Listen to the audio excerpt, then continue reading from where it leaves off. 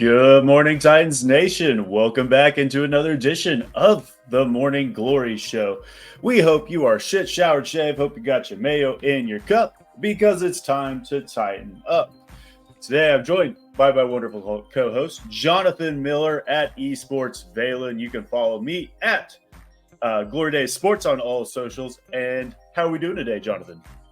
Good, man. OTA's wrapped up.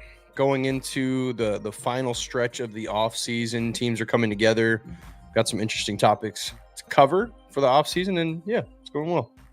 Yeah, we've officially entered the dark period of the offseason. OTAs have wrapped up. The Titans are reporting July 23rd with the first practice kicking off on the 24th. So we're over a month away. I was doing the math this morning, though, but we are only 52 days away from preseason week 1 against the 49ers. Man. So when you put it in perspective, I mean, it's getting there. We're right around the corner. And football season is almost back. Almost back. Exciting, man. I even get jacked up for preseason. I do too. I think we've had some good things to get excited about preseason-wise over the last couple of years. I know, like, the Malik Willis rookie year preseason was a lot of fun. And then, obviously, Will Levis stepping in. What's cool is that, I think Brian Callahan and might have just been Callie, but maybe a couple of other coaches have mentioned it, but it looks like the starters are going to get like a legitimate run in the preseason, and they're going to be like, okay, like let's do some dry runs. Callahan said early he doesn't believe in sitting starters, which is where I'm kind of at too, especially in this new of an offense and new systems on defense. So overall, I think the preseason is going to be pretty exciting for Titans fans, and I think there's quite a few jobs and battles that'll occur that'll carry over from camp. Yeah, there's a lot to get excited about this preseason just because of how new this team is. Nobody really knows what to expect. I'm sitting here like we're drafting in fantasy football, and I'm like looking at Tony Pollard and Tajay Spears like, what DeAndre Hopkins is available. Like, I don't know. Like, what is this offense going to look like? Who knows? So, and I joined that league last night, late draft. I think we're in round 8, round 7, somewhere around there. And I'm in the similar boat. My team started with a Lamar Jackson in the first round, which I'm usually the guy that drafts somebody at the very last pick as my quarterback. So that brings me up to a good topic. The Glory Days Sports Fantasy Championship right around the corner. This is the 3rd year doing this. If you guys are interested, feel free to slide in the DMs on Twitter. Send me a message. $20 to enter. It's a fun on a bun. We have a great time. We started with 1 league. We moved to 2. We're up to a 3rd and a 4th probably this season. It's a draft lottery basically. Each and every year. I said draft lottery. Keeper lottery. Pretty much you pick 3 players. They are entered into a pool, and one of those goes back to the pool, and you get to keep 2. And last year we had a huge shakeup where Justin Jefferson went back into the pool. Ooh. And somebody picked him with the first pick, if I remember correctly. So it's a really fun league, half-point PPR. But I'm sure we'll talk more about that as we progress through and get closer into traditional draft season around late August after that last preseason game. But yeah, slide in the DMs. But we also got news that the Seahawks are coming to town for some joint practices, which I am super excited about. Just seeing these, like you said, all this new, we get to see all this put into practice against some legitimate talent. And Seahawks, they've got, I mean, their wide receiver core is definitely one of the top ones in the entire league with DK Metcalf, Tyler Lockett. They brought in, what's his face from Ohio State last season. Escaping my, Jason Njigba. So I think that's going to be really exciting to see him with hopefully L'Jarius Sneed and Uzi out there with Roger McCreary, how they just kind of stack up. And like you alluded to in the preseason, there's so much new. We get to actually see these play callers call plays for the first time in their career, and Brian Callahan and Denarda Wilson. So I just like to see how these teams mesh together, and it's not your typical season like you alluded to, where we see Ryan Tannehill for a drive out of the 3 games and that's it. We'll get to see Will Levis. We'll get to see Malik Willis. We'll get to see Mason Rudolph. So it should be entertaining throughout the game. You're not just coming in for a drive or two and then tuning out. I'll be tuned in for the entire game, all 3 games, I'm sure. So that should be pretty exciting. Yeah, and then in week 2, we're watching the Jets really implode right in front of our eyes. Aaron Rodgers not reporting to training camp, mandatory camp, and they seem to be fine with that. And Hassan Reddick is still holding out. But the biggest thing that I saw on Twitter yesterday is they're having Todd Downing call the plays. Do you have any thoughts on that? And just from a Titans perspective, that's a win for us, in my opinion. And I think I predicted a loss when we did our predictions earlier, but I'm not sure what that means exactly. I'm kind of taking that report with a grain of salt. Like I don't know if that means that Todd is just going to be like actually calling the plays in to Aaron versus like Nathaniel Hackett is going to be the one designing, right? So like and them kind of like sharing that situation, right? So it's like at the end of the day, like Todd Downing, we were unhappy with him. I think that the issue was never in play design with Todd. It was in situational football. He could not call situational football in that offense. Now, granted, this is a very different structured offense in New York than it was here in Tennessee. So, I don't think he's a good play caller. I don't think any Titans fan does because he wasn't. However, if he's just calling in the plays and just kind of doing the duty of that, and then he's got Nathaniel Hackett like helping him kind of situationally play call, then it should be fine. So I don't know how I feel about that necessarily. I think that might be a little overblown. And as Titans fans, it's easy for us to be like, oh, this is going to be terrible. And who knows, maybe it will be. But for me, the bigger issue there is not even in Aaron Rodgers missing time, because it seems like he's got like an event. They said he's got an event he wanted to be at. It's an excuse. RFK rally. Yeah. Oh, yeah. Well, hopefully it's not political, but he's got something going on that's important to him. I can't imagine he's going to miss significant time. Like we're all kind of in like the OTAs part of the off season. So as long as he's not missing training camp where it really matters, where you're getting live action, you're really putting the offense together, I don't think that matters too much for them. But the bigger concern for me is the Hassan Reddick thing. It first got reported by like one of those like, spam Twitter pages, and you're like, whatever, like this is not real news. And then sure enough, it kept popping up. And then there's like some legitimate media sources that shared it, like, oh, like this keeps coming up.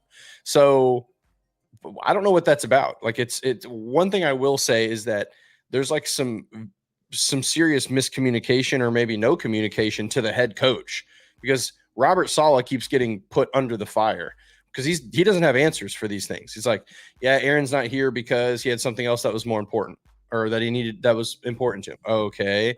Hassan's not here. Do you know anything? Don't know anything. Okay. That's a really bad look whenever the communication, like it's different. Like people miss time all the time. Like we didn't see Jeffrey Simmons on the field, all of OTAs. Right. But none of us went, oh no, Jeffrey's holding out because he blah, blah, blah. Like it was none of that. It was very clear because they communicated.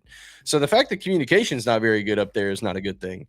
But maybe for Titans fans, we might be jumping the gun a little bit. I mean, it's just this part of the offseason, right? Like players they have other stuff going on. Like L'Jarius didn't see the field outside of like, walkthroughs, and we didn't go, oh no. It was just like, each player has their own routine for the offseason, and especially if they're banged up in any way, it just is what it is. So who knows? Maybe Hassan Reddick has some family stuff going on, and he doesn't want to make that public, and it needs to be a private matter. So therefore, the public goes, oh, where's Hassan Reddick? He's supposed to be here. You know what I'm saying? So I try not to get too involved in this part of the offseason, or read between the tea leaves too much, just because there's a lot of uncertainty. Now, when we get into July and we get into training camp, and if you start missing camp, then it's a little more concerning, especially for teams like New York and Tennessee, who desperately need those live reps and need these new starters to kind of get some continuity in their systems. No, I completely agree. This is like doing a mock draft in January when the draft is in April. it means jack shit, and Right. the names are going to change. It's just how it plays out, and we're all going to overreact. And I mean, today's show is basically we're covering overreactions, Yeah. and we're how players respond to that going into training camp. I think the only real other, I guess, a couple notes. Marcus May was signed by Miami Dolphins. Obviously, the Titans are in a safety hunt. They're going to bring somebody in. They've stated that probably going to happen within the next 4 weeks or so. I would anticipate it happening right before training camp, if I had to guess. Yep. So obviously, Simmons is still out there. They can still go grab him. There's a slew of free agents out there that are veterans, I think, that they're going to look at bringing in. So we'll see how that all plays out. Just one name off the block. No need to freak out by any means, just how everything goes with this. And I'm not, and I put it on Twitter earlier this week, I'm fine with Molden starting next to Hooker. Perfectly fine with that. I think he's capable. I think he's going to have a good season under Denard Wilson. I'm not fine with the players that we have behind him and Mike nobody. We have nobody behind him, basically. And we know Hooker and Molden do struggle with injuries as well. Maybe this new training staff can come in and hopefully get those soft tish taken care of. But are you concerned with the safety position entirely at this point in the season? If you would have asked me a month ago if I was okay with rolling out Elijah Molden and Amani Hooker, I probably would have been. But at this point, after it's kind of the dust is kind of settled, there's not really any other major signings that the Titans are going to make. They just signed, I think Jaron Christian is how you pronounce his first name. Yep. Tackle who played for the Browns, played for Bill Callahan. Bill Callahan's just assembling the Avengers of players he's coached before to try to make this offensive line make sense. But yeah, outside of those like onesie, twosie guys that will kind of like fill tiny holes in your roster, you're not making any big splash signings at this point. The Titans are left with $24 million in available cap. That's after the rookies have signed. So there's plenty of room with the 11th most cap in the league. There's plenty of room to make a move on a guy if you feel like, it makes sense. And for me, about a month ago or so, when there were some more question marks on the roster, the draft had just maybe concluded, and there was like, okay, does this make sense? Like, there's a lot of things where it's like, okay, Marcus May probably makes the most sense in terms of value, in terms of fit, because I thought they could have got him for, maybe $4, $5, $6 million a year. Over like the Justin Simmons contract, which seemingly like he just wanted so much money. So now that the dust is kind of settled, I think I'm actually, and that first stone has fallen here. I think it actually makes sense for them to go after Justin Simmons. Whereas at the time, Titans fans were pounding the table for him. I wasn't. I was like, it would be cool, but I don't think it necessarily like, it's not the final piece, the final domino to fall. And the money you're going to have to spend is probably, north of $9 million a year. And so I didn't love that. But at this point in the offseason thing, the dust has settled. You're not really going to bring in much else. You have plenty of cap space. You could very easily make Justin Simmons a competitive offer that would make sense for him financially. And it would fill what looks to be the remaining hole on the team in terms of roster construction. So I really like Justin Simmons, and here's the thing, you don't even have to overpay for him because there are very serviceable guys that are out there that you could even rotate with Elijah, right? So like, I think Elijah is best in that nickel spot. So I like him rotating in for like McCreary on certain downs. Mm-hmm. And I think that he's a valuable player and he's awesome depth. And he's a playmaker. He's had very limited time, and he just gets turnovers. This guy he's a hawk for the ball. He's a good player. I just don't think that with the available money that the Titans have, with the available talent left on the market, that it makes sense. Like, they can go make a move, and I think Rand probably will. So Justin Simmons makes some sense to me. Another player that I really like is Eddie Jackson. Eddie Jackson, very, very, very underrated in that secondary for the Bears that performed really well for many years. So I think he makes some sense. And the other guy that I really like is Jamal Adams. I think Jamal Adams would fit the physicality personality of the defense. Now, I don't necessarily think that, I mean, Jamal Adams is not the same player he was many years ago. However, I think he kind of offers you maybe the opposite of what Amani Hooker does. And my fear with Elijah starting is I think that those players are two very similar builds, two very similar guys.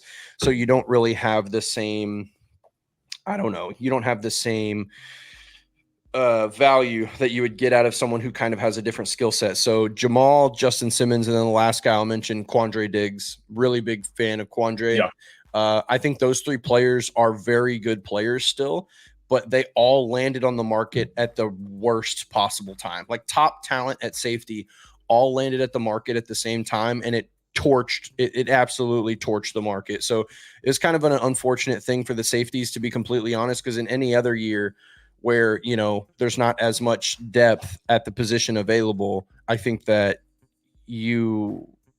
we probably are not talking like this, where there's like really, really good players. Like these guys are going to land on a roster. And I think the Titans might be favorable because not only Denard Wilson, but it's a starting spot essentially. Like if Justin signs, if Jamal signs, if Quandre signs, Eddie signs, if any of these guys come to Tennessee, then they're going to start at that position. I think they can very easily, you know, tell them like, hey, yeah, you're going to be the guy. And I think for Tennessee, any one of those four guys would be a big win. I 100% agree. And I think we tried to talk about with the secondary, Denard Wilson is really bringing in some positionless football in the back end. So I wouldn't be surprised if we see a rolling of the safeties at times during the season where Molden comes down into the slot and McCreary kicks back out and takes one of those deep halves or something like that. Wouldn't be surprised at that in the least. I think it's very interesting how the safety market is broken down this season. Safeties have gotten paid in the past, and it's almost they're turning into the linebacker or the running back of the defense, which running backs got paid this year, which they haven't got paid in years either. So, and safety, in my opinion, might be one of the hardest positions to play on the defense. When you think about it, you're in such open space. You have to be able to make the open tackle because you are that last line of defense. You also have to be able to line up on a tight end as well as a wide receiver. So there's just so much that can go wrong there. And a lot of you have the widest range of play, right? Like as a safety, you literally have 30, 40 yards at times that you have to cover, and you have to read the defense and know where you need to cover. So yeah, to your point, like the safety position, you either have to shoot and get into the box and stop and defend a run, or you have to seal an edge like 20, 10, 15 yards off, you know, out in the deep, or you have to read the offense and be like, oh shoot, this is play action. I gotta get back there. So yeah, to your point, like as far as range goes, it's a very difficult position, arguably more difficult than corner, because at least at that point, corners, if you get beat, you have safety help in some cases. Yep. So like safeties, when they get beat, they don't have help. They're just getting beat. So yeah, for sure. And in this scheme, we know we're going to play a lot of man coverage, a lot of press. You got to be good at that as a corner for our system. But the safety, they're going to have to be able to do a lot more than just that. So, like L'Jarius Sneed hasn't practiced at this point. I'm not worried about him in the slightest. He's going to come in from day one, and they're going to ask him to do exactly what he's done his entire career. It's not going to change much. So, and then MB in the chat saying Jamal Adams can't cover. He's a glorified linebacker. Well, I have great news for you, MB. We need linebacker help as well. So, I was say, that's part of the reason why I like him, actually, because again, like he can come into the box and he's a hitter. Denard will. I mean, the backside is going to slide. There's going to be a lot of movement back there, especially in the secondary. Like that's Denard Wilson's bread and butter. So, if you ask me, I think that's why Jamal might make sense. But to your point, yeah, I mean, I think that if I'm choosing a player, I'm probably picking Justin Simmons if I can get 100%. Him for if the money is right. And the reason why is because, again, like Amani Hooker is kind of a hybrid, can get in your face, also plays coverage fairly well.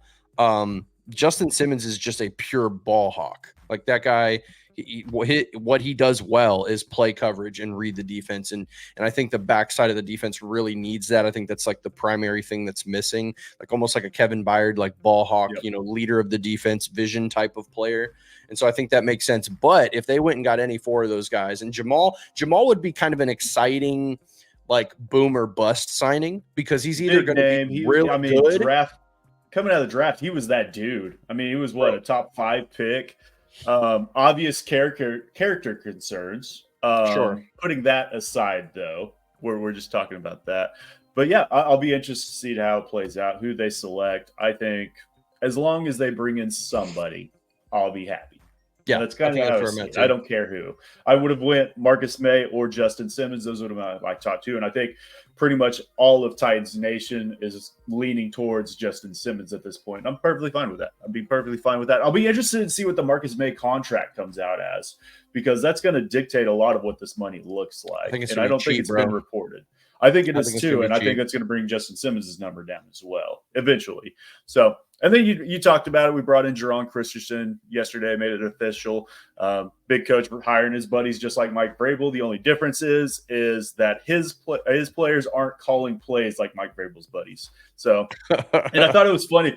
I was watching Stacking the Inbox. They did their real run game coordination, putting together clips of all that. I like the graphic they made. The graphic was looked awesome. They were talking about it, and Stoney, who I'm sure will be joining the comic session here before too long, was talking about it. He's like, yeah, I mean, they were doing a lot of outside zone, and then the injuries started happening down the stretch, and then they switched more into the interior running gaps. And I was looking at it, I was like, yeah, I mean, we already got Leroy Watson. He started week 18 for him.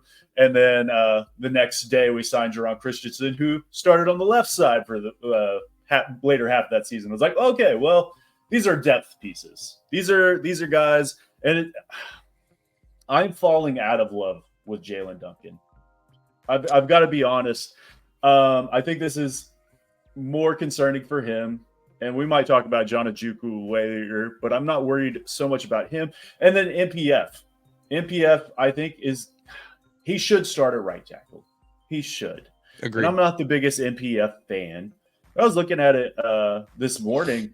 MPF is actually younger than John Ojukwu. So I think a lot of Titans fans are just got that little burnout for him. He came in as a rookie and actually played decent. He played fine, especially when you put it in Jalen Duncan standards, who was a 6th-round pick. I'll give him that. But MPF should come in, hopefully in training camp, if he's healthy, and fill that hole at right tackle. I'm not writing out John Ojukwu, though, who is taking those snaps as of right now. But, yeah, that's kind of how I see that playing out. We're going to transition here in a second. Basically, what we wanted to do today is, obviously, as you guys can see, B. Will is not joining us today. He got called in to be mayor of Nashville this morning. Couldn't make it. But said, guys, I got to run the city. We're like, brother, what do you mean? Are you mayor now? I got to run that city. I got to run that. They called me up. They called me up and said, you got to run the city. So, yeah, we were going to do a important business draft. So we're going to kind of just more so bounce off each other today. I'll start us out. And basically what we're wanting to do is just give our top who had the most hype coming out of OTAs, going into training camp, and who we want to see succeed and carry that over going into the season. And I'd be remiss if I didn't start with a player that when we drafted him, I was like, okay, there's other guys on the board that I would have probably preferred there. But J.C. Latham has done nothing wrong, in my opinion, since getting drafted. He has came out and said the right things. He's been charismatic in pressers. Big coach loves him. This entire coaching staff can't say enough praise for him. And the dude is out there working after practice in thunderstorms. You can't pull him off the field. Just overall, J.C. Latham might be my favorite player on this team as of today. Derrick Henry is the only jersey I have currently in my dresser, and I got to get a new one. So J.C. Latham is definitely in the running for my next one. How about you? JC has been fantastic. I actually just made a video about JC yesterday, kind of talking about expectations, kind of what he's done up until this point. Rookie minicamp, OTAs have been fantastic. But for me, the thing that I get the most excited about whenever my team drafts a player or whenever my team signs a player is when they truly buy in. And for the draft, it's pretty easy to do. Like, the team that drafts you, there's loyalty there. So you get excited. You're part of the culture. when you're signing a free agent, that's a little bit different because they chose you. So those moments are just really exciting. But the reason why it's so exciting with JC is because you hope that when you draft a player, especially 7th overall, that they not only are as talented as you thought they were, but also their work ethic, their drive, how good of a teammate they are, all of those things also match the person you thought you had when you drafted them. And that's been the case for JC Latham. Like, obviously, it's popular, the story that keeps getting told in the media. Both Callahan's mentioned it, as well as Ran, where JC was out there, the storm was rolling in, and they had to be like, hey man, you got to come inside. And he was out there punching bags and getting bag work in after the practice. And he was doing that basically every practice. When it comes to a guy who you draft in the top 10, a player who most people consensus thought should not have been a top 10 pick. And consensus also was like, this guy's he's a right tackle. He's not a left tackle. He's a right tackle. And you have all these things being said about a guy, and then he gets drafted as a left tackle, and then he works his absolute tail off every single chance he gets. He's, cheering guys on in drills, and like when he's not going, like he's getting excited for his teammates. He's becoming a leader, and he's not. And you know how it is. It's like as a rookie, most of the time those guys can't come in and just be a leader. Like a lot of the times there's established dominance in that room or whatever. Like JC saw the writing on the wall. It's like, okay, well, this team hasn't had a left tackle in several years. The offensive line did not perform well. They are very not good. So there is a void, not just at left tackle, but there's a void as a leader on the offensive line. So JC has stepped up, and we can see that in all the ways that he's super involved in the pressers. He's cracking jokes and making fun of his coach and like all these different things. And he's just so involved. And you can see the hard work that he's putting in from the outside. I can only imagine how the coaches actually feel watching him every single day. I mean, something even as small, Jake, as there was a video that the Titans released, I think like 2 weeks ago, where Mike Keith came in and talked to the rookies and basically gave them a history lesson on the franchise. In that video, these are the small details that I pay attention to. In that video, they cut to JC several times. As Mike's talking. And the reason I think why they cut to him is because JC has his tablet and he's taking notes. He's literally writing on his tablet, like writing notes as Mike's talking. This guy is like locked in, bro. He's locked in. Even the small things of like, oh, my team's history. Let me learn. Like, let me really be attentive here. And all of those things matter so much, especially when you take a guy top 10 and he is changing positions. So as a fan and as a coach and anybody involved in this team that's rooting for this team, everyone should be over the moon about how minicamp and how OTAs have gone for JC Latham. He's looked great in drills. He's taking Olga and Bertha and just flipping them on their backside. I just think that now it all comes down to what he looks like in live action. So training camp will tell us a lot. Preseason will tell us a lot. And I think right now the number one player that you should be the most optimistic about making an impact on the team should be JC Latham. Yeah. And I mean, big coach, he came out and said he's not like other rookies that he's rookie first rounders he's had in the past. He's a step above that. He's coming out, he's playing like a pro. And I think it's going to change the culture of this offensive line, which we've really been lacking for 2-3 seasons now with Ben Jones and Taylor Lewan and that crew leaving. And man, JC Latham, I view him as, he's a buffalo. Fun fact, buffaloes are the only creature that go head first into the storm so they can get to the other side faster. So they're shooting for that eye to get on the other side. He's legitimately out there in the storm practicing. So I think it's going to change that culture. And obviously they're already out there 20 minutes before, 20 minutes after. He's going to add another 20 to that. And other guys are going to see that. And Peter Skoronski and Lloyd Cushenberry and whoever's on this right side are going to be out there practicing with him. And they're going to mind meld together. And I'm really excited just to see what this left side looks like with those big three. And Peter Skoronski might be the boringest player out of this entire team, and the former first round pick. But that's not bad when it comes to linemen. If you're hearing their name, if you know their name, it's probably a bad thing because they're making mistakes. So they don't get to score touchdowns. Yeah. They don't get to score touchdowns. They might. JC Latham, they're talking about putting in those trick plays in this presser. We'll see how that all plays Lord. out. I like him at And we got fullback. T'Vondre Sweat. Yeah. High Put in formation. that Give me JC fullback, Latham. T'Vondre Ooh, Sweat, baby. and Jeffrey Simmons at tight end. We're set. We're set. Yeah. All right. Who is your top player that you're looking forward to? Well, mine was definitely JC Latham, and I think that's a universal thing. I think we can all agree to that. But there's a couple of other players I'm really high on. Not to necessarily go in order, but I think kind of staying in the same realm, like just staying with the offensive line, just since we're kind of there. Shadiq Charles. Really impressed with Shadiq Charles.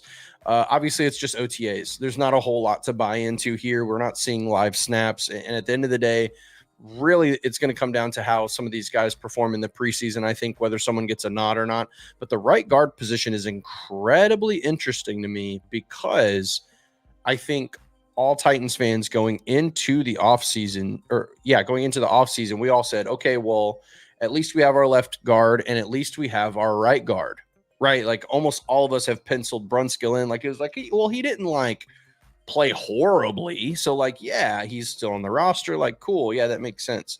But the funny thing is that we've seen Bill Callahan go, nope. We're going to take a look at this entire offensive line and make adjustments and bring guys in. And he's literally brought a ton of guys in. And he mentioned it in the last presser at OTAs a couple days ago that he's right now, it was kind of a little thing. Like this could be something, or maybe it's not. Maybe I'm reading too much into the tea leaves here, but he made it seem like the plan for who should be starting is very clear.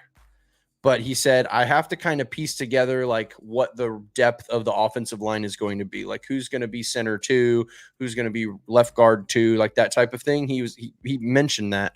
And I thought that was interesting because it seems like he knows how these chips are going to fall.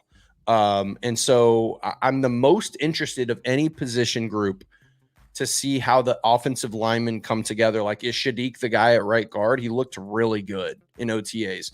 Does that necessarily mean anything? Like, we haven't seen Dylan Radins take any snaps at right guard. We haven't seen Shadiq play. I mean, obviously we know what he did in Washington, but we haven't seen any snaps with this offensive line in that position. So the right side is incredibly interesting. And I think the preseason, it sounds funny, but I feel like I'm going to find myself watching the offensive line more when the offense plays than anything, because there's so many pieces. I mean, there's a lot of great guys. Like Leroy is here. They just brought in, I think Jaron is how you pronounce his name. You have Jalen Duncan, you have Dylan Radins, you got John Ojukwu, who's looked really good at right tackle while the absence of NPF.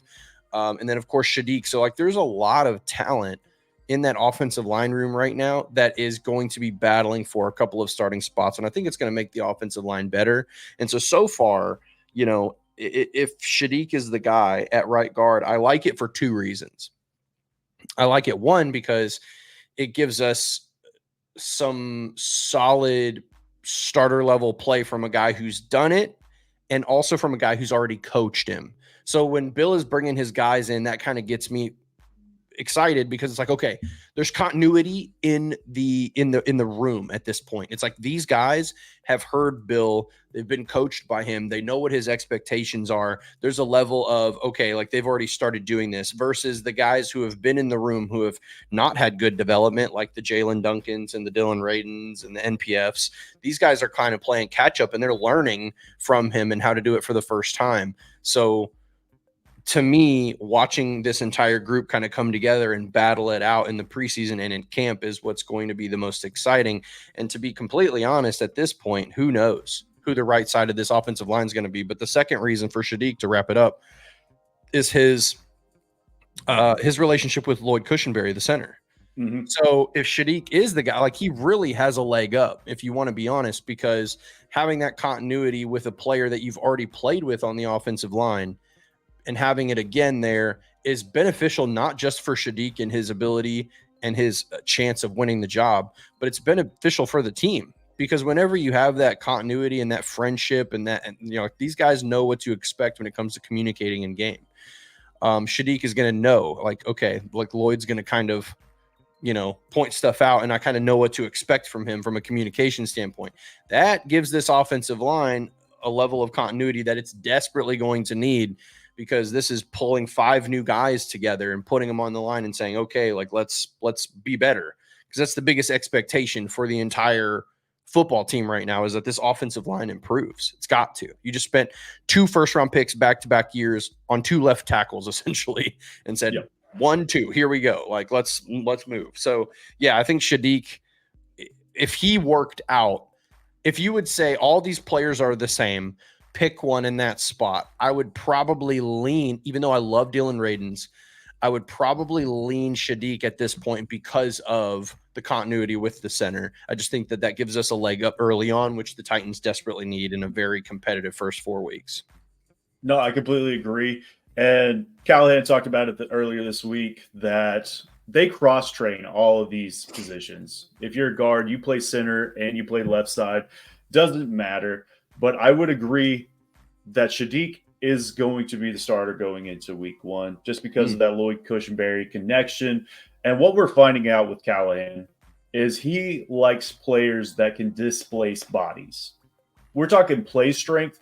Jalen Duncan, NPF, these guys win with their athleticism, even though they do have the size and strength.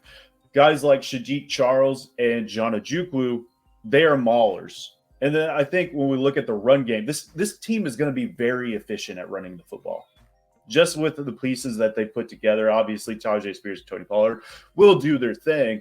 But Shadiq Charles, he can really – I think he's the largest humans out of this offensive line group. His base is massive. Latham. His base is massive. Very large. Yeah. And maybe in pass pro, he needs some work. And I think he can work on that. If I had to think – out of these 3 players that are competing for that spot between him and Brunskill and Dylan Radins, I think he might be 3rd in that, potentially. Yeah, no, I agree with you, Jake. I think that's kind of the point. That's why the battle is so interesting, because like you said, from a run scheme standpoint, Shadiq is easily going to be the best player in that spot for the reason that he's just bigger, stronger. But what's interesting in pass pro, I think Shadiq can sometimes be a liability, and who I think is better at right guard and pass pro would be Radins. Radins has come a long, long way in pass protection. He's actually been pretty decent, and giving him help on each side, I think, is going to be a huge benefit there. So I think what's going to happen is it's going to come down to Radins versus Shadiq, and they're going to put them in both in situations where you're passing heavy, running heavy, and kind of see how they pan out. Because if Dylan, with the extra, mass that he put on, if he can stay consistent and stay healthy, I think there's a chance that he wins it too.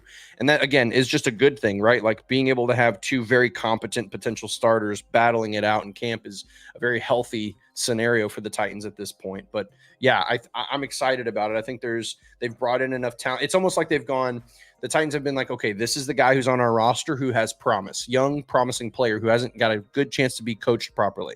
And then Bill's like, okay, now I'm going to bring in a guy in that spot that I know can take my coaching and will play efficiently. And they're going to put the fire under him. And it's happening at right guard. It's happening at left tackle. It's happening at right tackle. And then at center and left tackle are basically like solidified. So I really like that. I like that Bill is like, we're going to get some depth in here, and these guys are going to compete. And that is, man, it is crazy invaluable. This man, like, you want to talk about hiring Brian Callahan, getting Bill Callahan as the offensive line coach at this juncture for the Titans in our franchise's history is just absolutely critical. And if we talk about any success, it's going to be because these 2 Callahans came in and literally lifted the offense in a way that desperately needed it. And yeah, so the offensive line is exciting to me, and I think there's a lot of promise there.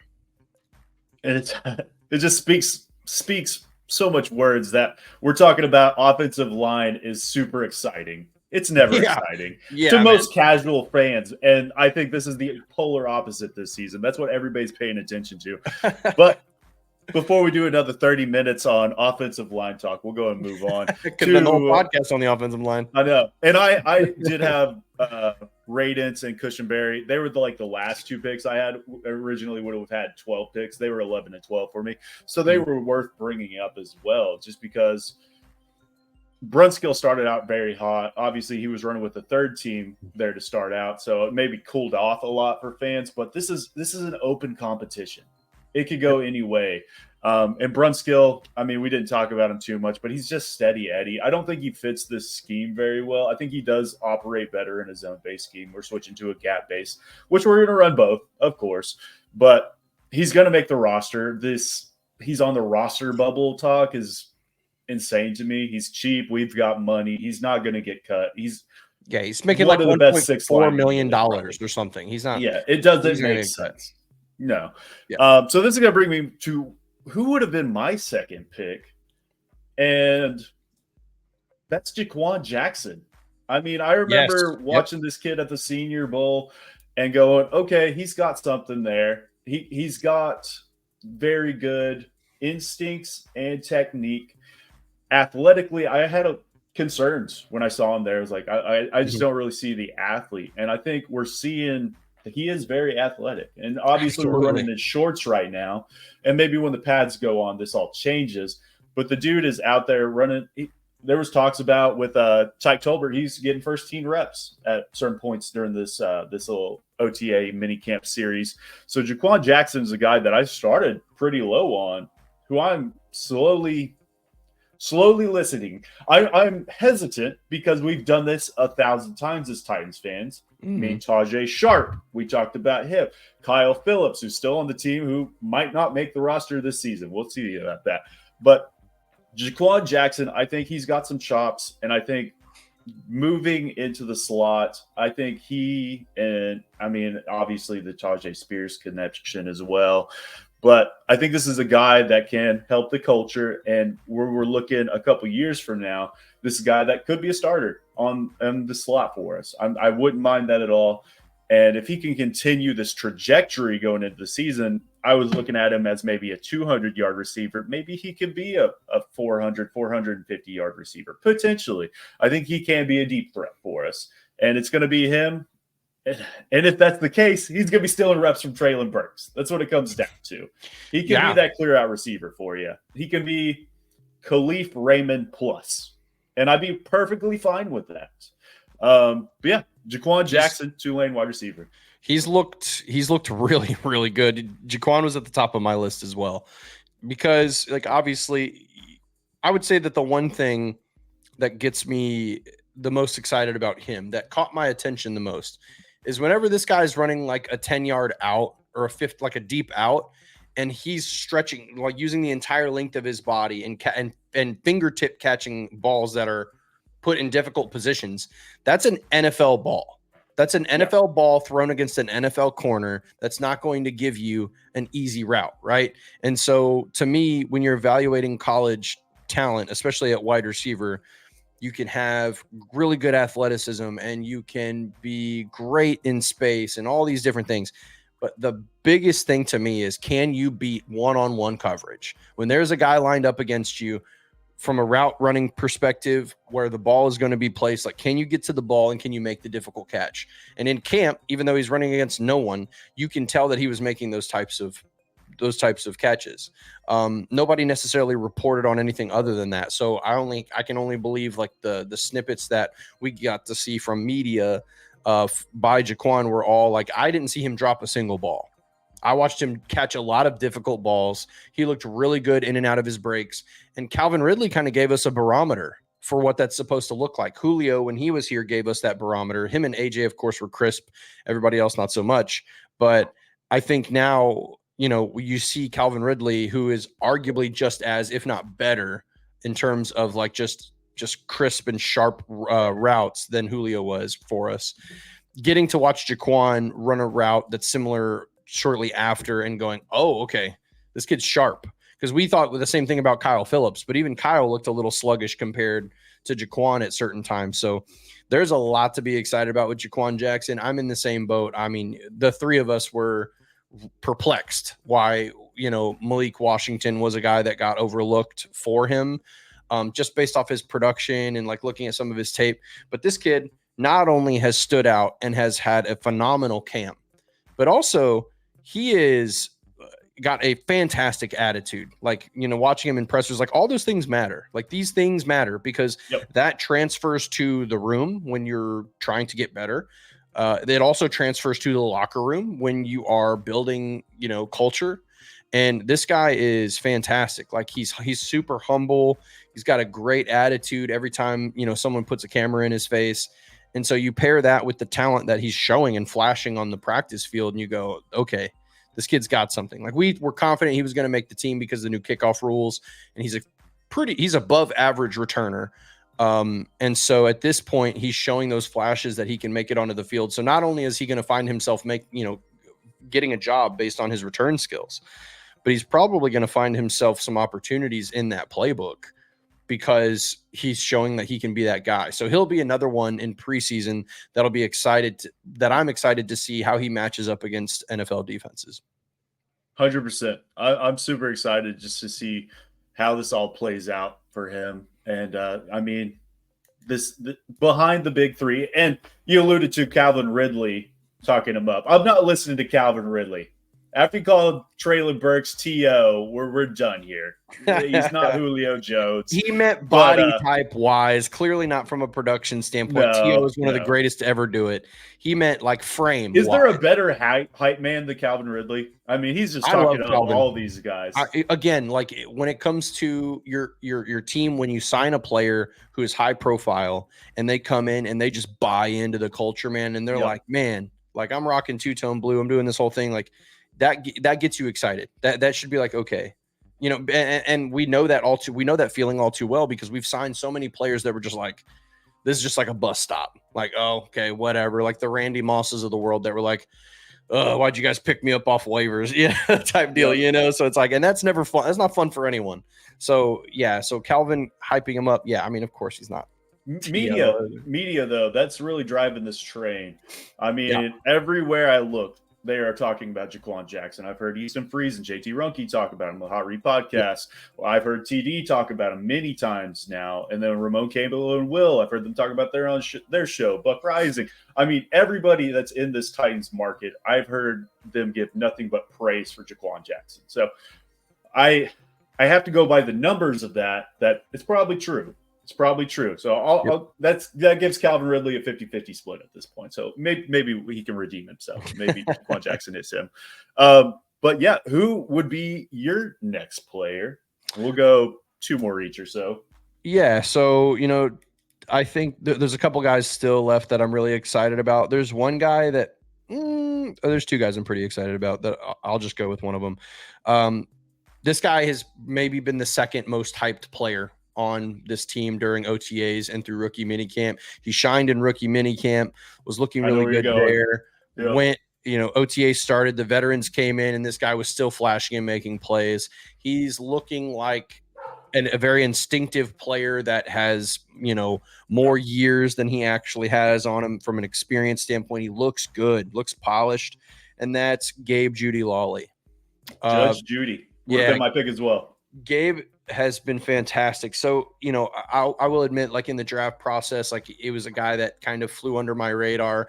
I wouldn't say that I'm a Tennessee fan the way that I'm a Titans fan, because I love college football, but I like to enjoy college football in like a grand scope instead of just being like a big fan of a certain team. But I will say, living in Tennessee most of my life, Tennessee has been fun to root for at times. And recently that's been the case. So Gabe was on my radar, but I didn't necessarily pay. I had him graded as maybe like a 6th or 7th round pick. I thought he was draftable, but not necessarily. So anyways, when he was signed as a UDFA, I was like, okay, cool. Like, I like this. I thought he was one of the top UDFAs out there. But man, has he delivered on not just like, obviously saying, oh, another pick from Gabe Judy Lawley. He's looked good in coverage. Like from a man coverage standpoint, he has been able to run with everybody. And so I don't think we've gotten any reps from him against like Calvin Ridley and stuff like that, but I am excited to see maybe I remember hearing a that'll clip come about together. him going up against DeAndre Hopkins and getting a pass breakup. So I did hear about that too. So yes, he's looking good, man. I not only is he someone that makes this roster, in my opinion, I think there's a good chance that he's one of the primary people that gets rotated in and has like valuable snaps. no, I 100% agree. And I was thinking about it earlier. I was like, how many corners is this team going to take on in the 53? And I was like, you can't leave Gabe Judy off of that. So I think it's him, the big three, of course, then him, and then who else did I have? Caleb Farley and Jarvis Brownlee Jr., which you could really throw those back three into this little group that we're talking about. Caleb Farley just got to stay healthy, man. But Jarvis Brownlee, he's got that. You got the interception off Will Levis, off the slip from Bryce Oliver in the last day of training camp, who was talked about kind of didn't have a great training camp going into it, didn't show out, but hopefully he can carry that steam from that last practice into training camp. But Gabe Judy, you say you're a Vols fan, kind of Vols fan, not as much to a Titans. Not necessarily I'm a Vols like hater. I enjoy watching them play when they have success. I'm a fair weather Vols fan, is what I'm saying. That's how I am with like diehard the for OKC Thunder. When they're good, I'm cool. When they're bad, I haven't seen a game. But I just like good football in college. That's all. That's all I care about. Yeah, I love SEC football. I'm not a Vols fan though, and I legitimately hate the Vols as an Oklahoma fan. So I see what's happening here, and I love Gabe Judy at this point in time. I think he could supplant Jarvis Brownlee potentially. He's got the length. He's 6'2", 185, 190-ish, can play in this scheme very well as a press corner. I think athletically he's got enough there. I mean, he allowed, I think, 1 touchdown in the SEC last season. So he's not going to be a liability by any means, and he's going to be a upgrade over someone like an Eric Garrer, or who else did they have on the team? Trey Avery, Kendall, Tay Gowan. There's nobody else on the backside of this roster, and there hasn't been for years now. So I think he can come in and play significant reps for this team. Those big three aren't going to be out there every snap. They're going to rotate bodies in there. So him and Jarvis Brownlee coming out as a relief, I'm perfectly fine with. I think the secondary is not only top heavy, but now we've got depth, which has been the biggest issue this team has had for the last couple seasons. Is okay, they've got starters, but they have jack shit behind them. And then when injuries pile on, as they will do regardless of who the training staff is, there's going to be injuries on this football team. Sorry to break it to you, fans. There's going to be injuries. You got to have somebody behind them that can fit that scheme and come in and play reps. And I really like what we're seeing here. So Gabe Judy was 100% on my list and was nowhere going to be even on my radar, really coming in even to rookie minicamp. We're looking at those players. We wouldn't even been up there. So I think that's been a huge surprise, probably the biggest surprise that we've had thus far, just because undrafted free agent.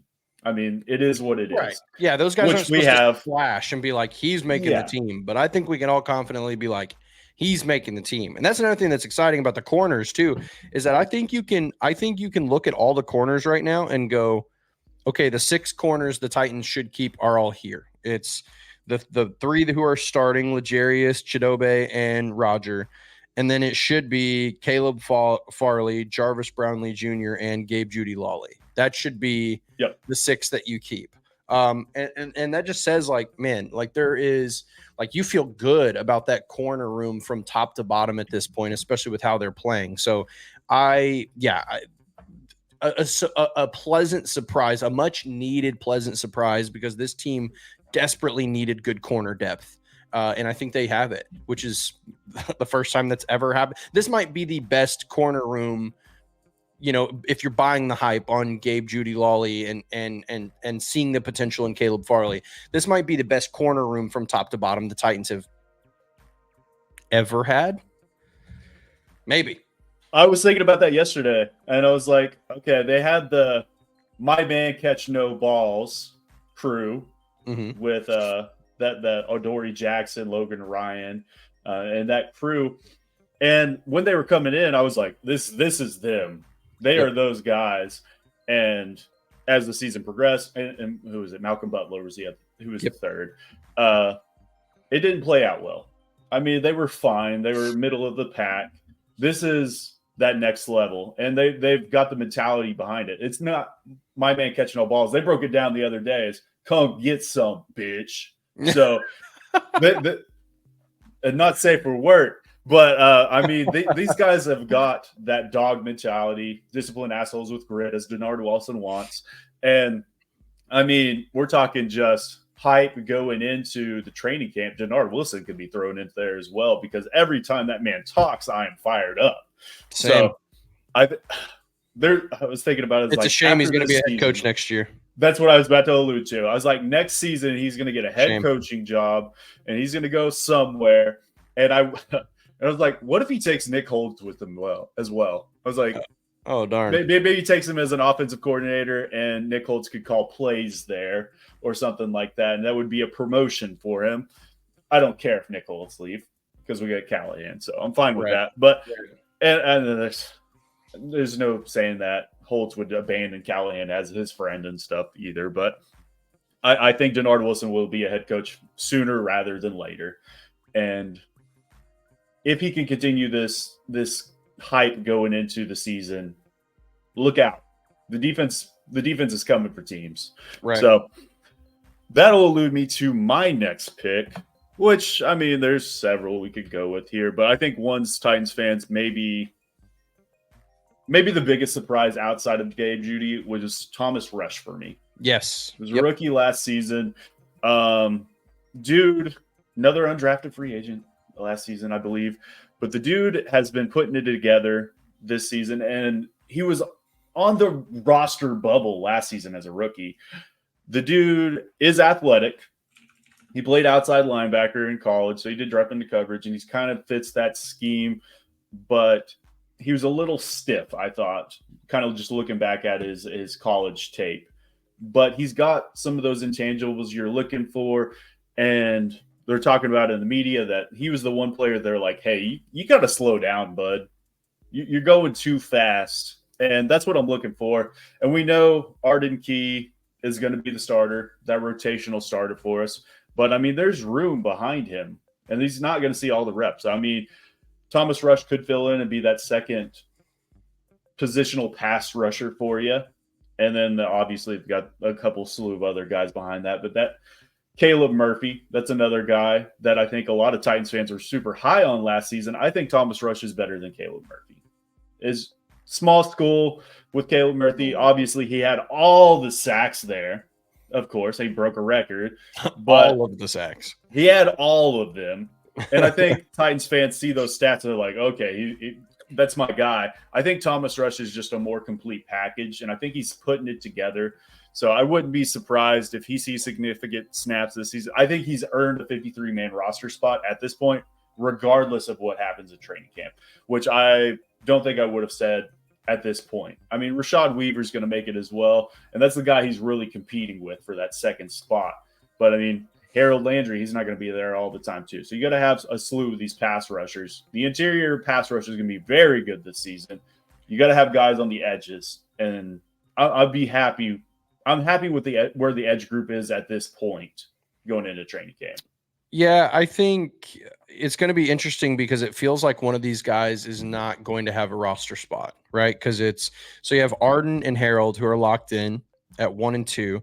But the sides behind them, and like you said, it's going to be a rotation. Like if there's any position that's going to rotate more than any other, it's going to be the edge spots in a 3-4 defense. So I think that there's a good chance that they only keep 4 outside linebackers, and it feels like it should be Caleb Murphy and Rashad Weaver in those 3 and 4 spots.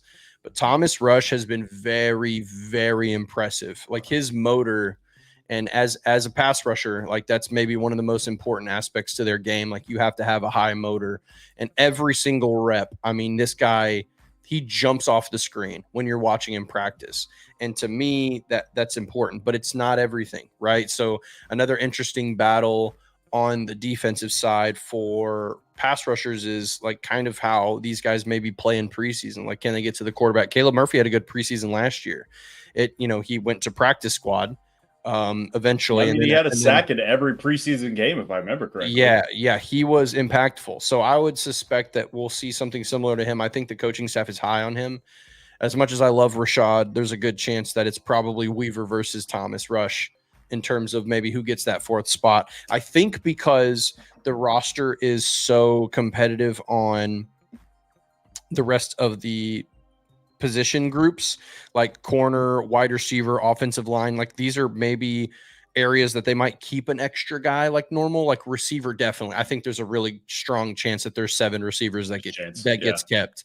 And so when you're looking at the 53, there's really only room for like 4 outside linebackers, like traditionally. So it'll be interesting to see kind of how this pans out. But I love Tom. If Thomas Rush comes out in the preseason and has some big games, I think he's going to find his way under the 53. I really do. And there's a chance that they keep 5 linebackers. It's just like, where do you cut at that point? You know, it starts to get thin. I think they will keep 5 is what my early prediction is going to be. And I think it's going to be Harold Landry, Arden Key, Rashad Weaver, and Thomas Rush are the locks. And I think it's going to be Caleb Murphy, Jalen Harrell, and Khalid Duke will be competing for that 5th spot. Okay. I really like Khalid Duke out of Kansas State. I mean, he's a good dude. And Jalen Harrell, obviously, they spent a 7th round pick on him, so they do like the kid. Haven't heard anything bad about him. He got a little praise earlier this week, so he could continue that progression. Once pads go on, we'll have a better understanding, specifically with this group, all this front 7 on both sides, whatever. We're going to have a better understanding. But I think it will be those top 4 with Thomas Rush included, and then one of those 3 as the 5th player. And I think they're going to rotate. And I'm like I said, I'm fine with that. Right. Well, let's go ahead. We can do – what time is it?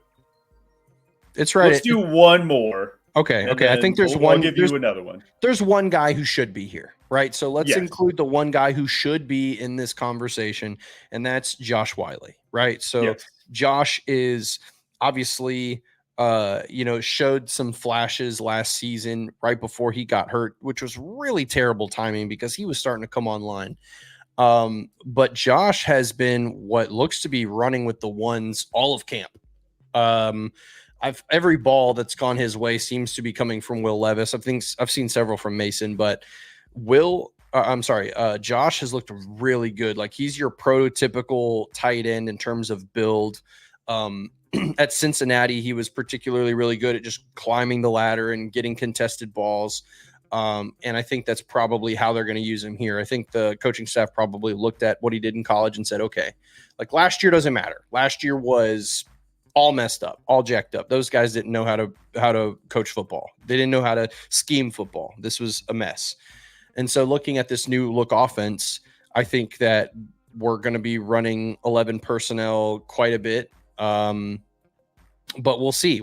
I think that there's a lot of versatility in the player that Chig is. And I think that Josh is more your prototypical, like inline tight end that can run route. Like he's like your, I'm not comparing him to these guys, but he's your TJ Hawkinson type, your Sam Laporta type, who has the ability to stretch the field, catch the ball well and contest. Like Chig is not necessarily that guy. Like he's get him open in space and he's going to make guys miss, which is fantastic and a sweet element to the offense. But I think that having a traditional type of tight end, a modern big body NFL sized tight end is really important. And I think they're going to scheme him up in that way because in practice, this guy has looked fantastic. So it's good to see him kind of pick up where he left off a little bit and what we saw, those flashes that we saw from him last season. And it's kind of coming together here in the offseason. So a lot of optimism for Josh Whyle on my side. I think he ends up playing quite a bit. There's a really good chance that I don't know who's going to end up top of the depth chart necessarily. I think it's going to look very similar to Tajay and Tony Pollard. These guys are going to be kind of, mixed and used quite a bit. But very optimistic about Josh. Yeah, I agree. I think it will start that way. I think Josh Whyle, as it progresses through the season, will become tight end 1. It won't be a 1A, 1B. He'll move into 1. Okonkwo will move into 2. I think so too. And then Nick Vannett will come in as the blocker, basically. Yep. He can play that role for us, and I'm fine with that. But Josh Whyle really coming out of his shell this season. I mean, we didn't hear anything about him last year as a rookie, and he's really come out. He's spiking the football. He's Will Levis called him the juice man. He's bringing hype to this offense, which we need. So I love Josh Wiley. Definitely deserving of being mentioned here, I think. So we'll see how it all plays out. But Josh, good dude. And I think he's a better blocker than Okonkwo. So yeah, he can play in line. He can protect, but he can also stretch that seam. And he's going to be a red zone target. I mean, the dude is big. He's tall. Okonkwo is like 6'3". And that's what he did well in college, 6'5", too. 6'6". Yeah. So somebody said he mouthed somebody in practice on Tuesday, which I think we're getting a little lenient with the Moss comps. But I mean, okay, he had a good play. He had a great play. He had a catch. He was a touchdown. Fine. I'm good with that. So I think he will continue this hype going into training camp. And I think after all these guys that we've talked about, JC Latham, if he's successful, it means the most to this team. We're talking about, I think Wiley might be the second, just because we're talking about a lot of depth pieces that are continuing into the season that could be potential. I mean, we did talk about Sheik, so I guess right guard could be very, very impactful. But if we have a tight end that can be upper half of what the tight ends are as a receiver, that's awesome. And can he be the total package? So I'm fine with that. I think it is worth mentioning, which I am not the Treylon Burks truther on this podcast, as we all know. But it is of note that he has had, I think, the best mini camp that he's had in his young career. He has gotten praise from a lot of fans, a lot of media, lots of players like Calvin Ridley. I think he started super hot, and he kind of slowed down as it progressed. But the team itself and these coaches, I mean, they talked about it from the get-go. It's like, we like him. He's going to play for us. He's going to contribute on special teams. And then when it was talked about it, he's running as gunner. A lot of fans were like, oh, he's back to being old Treylon. I don't mind him playing as a gunner.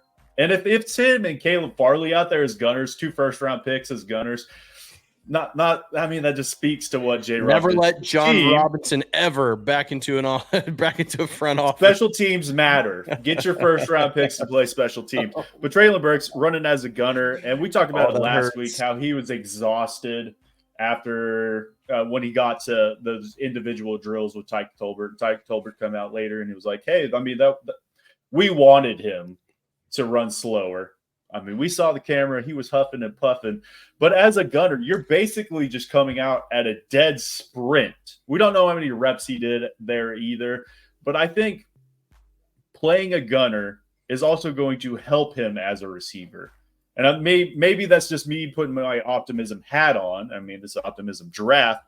But you're basically learning how to lean on the defender or the blocker at that point, and how to use that body control to get past them, which is going to help him in as a deep threat for us. So I'm not concerned with his conditioning. Obviously, the asthma and all that stuff we've dealt with in the past. I think it's going to be fine. But what we're asking him for, if you're just running a dead sprint as to get open, I think that's going to be fine. And if Treylon Burks can get even with you, he's leaving you as a defender. So I just wanted to come back to a median on this. Don't hate Treylon Burks. He's not AJ Brown, as we all know, but he can contribute on this football team, and maybe he can continue this trend into training camp and kind of turn it around in fans' eyes and can move back to what he was early in minicamp. Thoughts? Yeah. Well, I mean, let's call a spade here. He's getting looks at gunner because they have to find other work for him, because you can't be wide receiver 4 and not play special teams. That's not real. That doesn't exist. So yeah, I think he'll be fine to do it. I think if it gives him an opportunity to be involved and to potentially get back on the field and prove his worth, that he should have an extended life with the Titans, then cool. I'm all for it. But yeah, I'm not. I don't feel any certain type of way at this point. We know what Treylon Burks can be. We know what he's been, and we know what we need him to be. So, time is just going to show us that. And if we don't see it because there's just not enough opportunity for him or whatever, then it is what it is. And sometimes the timeline in football goes that way. And it's not to say that it's not a, not to condemn him as a player. It's not like he's just going to be nothing. But I think that, who knows? Maybe his time is wrapped up with Tennessee, depending on how it shows. But yeah, I like the fact that they're like, look, we're going to find a role for you, brother, if you're going to be on this roster and show us what you can do. And I think that's fair. I think that leaves someone maybe like Kyle Phillips out potentially. I don't think Kyle Phillips is making this roster, which is interesting because I was really high on Kyle Phillips when he came out of college. And another guy, just extend him 6-year practice squad contract. I know that those don't exist, but if anybody's earned it, it's this guy, Mason Kinsey, bro. He caught like I think it was maybe like a 5-yard out or something. And at the catch point, he chopped like it was like textbook, like Julio Jones, and just slipped a guy. So, he stomped like he sounded like a Clydesdale that just caught that ball out there. Stopped on a dime, got up the field. So Mason's always been kind of impressive to me personally, but no shot that he makes this roster with how competitive the talent is. But man, just it's unfortunate. Lifetime practice squad contract. Give it to him. Extend him 6 years, $5 million. Who says no? Man, that'll be interesting. I mean, I don't think they keep Mason Kinsey and Kyle Phillips on the practice squad just because they're so similar. I think they could go a slightly different direction. I mean, I think they're the most talented out of that group that's probably going to get cut. So we'll see. Yeah. But yeah, I don't think either of them are probably going to make it. And we'll see, though. They could keep more receivers this year than they've done in the past. So yeah, but you can't keep more than 7. Like 7 is even a lot. Seven is a lot. The team typically keeps 6. I wouldn't be surprised if they did keep 7, though. But we'll see. And if that was the case, I might talk about the edge group earlier. I think that kind of shoots that in the water. So I think that kind of wraps it up for us today. Yep. We appreciate everybody in the chat. We got a couple hundred of y'all for checking us out this entirety of this show, basically. We appreciate y'all. If it's your first time checking us out, make sure you go over to YouTube, type in Glory Day Sports, hit subscribe over there. If you're on Twitter/X, make sure you hit retweet for us. I really appreciate it. We'll be back next week, same time, same place, so we can dive into more talk as this dark period concludes. Even though the Titans aren't practicing, doesn't mean we'll be out here. So we'll see y'all next week. We appreciate y'all. Love you, mean it. Peace.